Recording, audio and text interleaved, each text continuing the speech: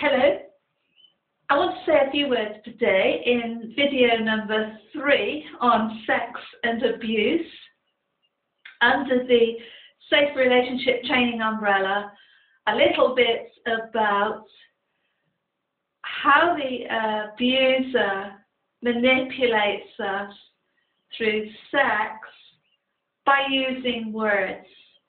And I'm going to start by saying that sometimes our love for the abuser is keeping us in a relationship unnecessarily. Sometimes that can happen, and this can be used as a tool to manipulate us.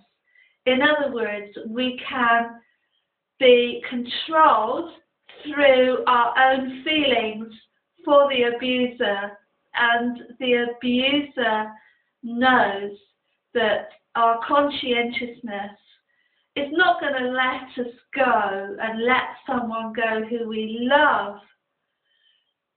So we need to understand about sex and how that can be used against us in a dysfunctional relationship.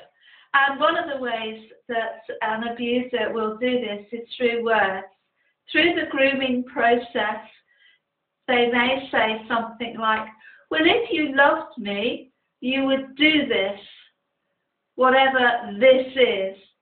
And so sex, abusive sex, can be used in a relationship. And that abuse, along with lots of other different forms of abuse, which are more than likely being used as well, is used also to control us and to keep us in the relationship by saying things like, if you loved me, you would do this. If you don't do this, in other words, the meta communication is, then you don't love me.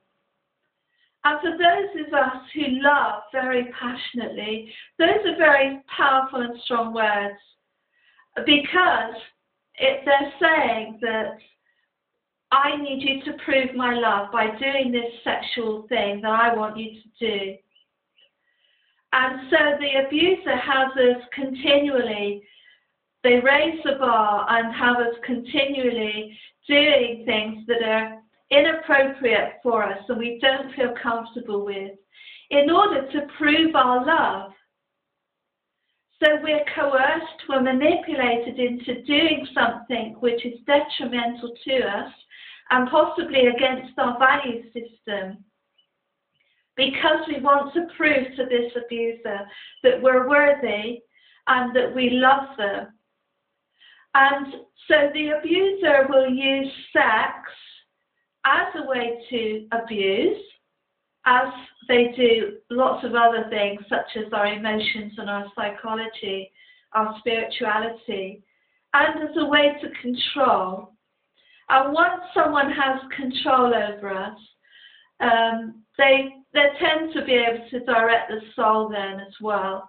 And the control in an abusive situation builds up over a length of time, through various different behaviours and saying different sorts of things.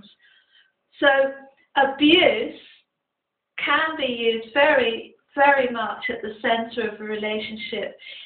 In order to use sex, the abuser needs to first get our trust, get our belief that we believe they love us, and also to get us to love them, so that we're more easily abused and manipulated, because it's our own love that will often keep us in and unable to leave, because we don't feel it's right to leave someone who loves us, especially if they appear to be damaged, as an abuser may do. And they often pretend to be the victim in the situation as well, particularly with narcissistic abusers. So sex can be used to abuse by being abused sexually ourselves, and sex can also be used to keep us in a relationship so that we will continue to be abused.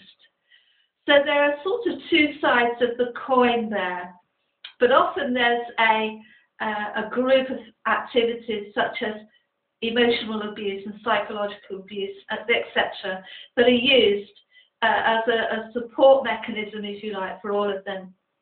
And I've only learned all this stuff through my own experience and my own research and what have you, but also by very close observer of abusers and the way they operate. And that's a really good key tool to use if you can do that as well. Just look at what the other person's agenda is. What are they doing? More than likely it's to do with control and manipulation in abusive situations where sex can be used. So as always, stay safe and happy. Bye-bye.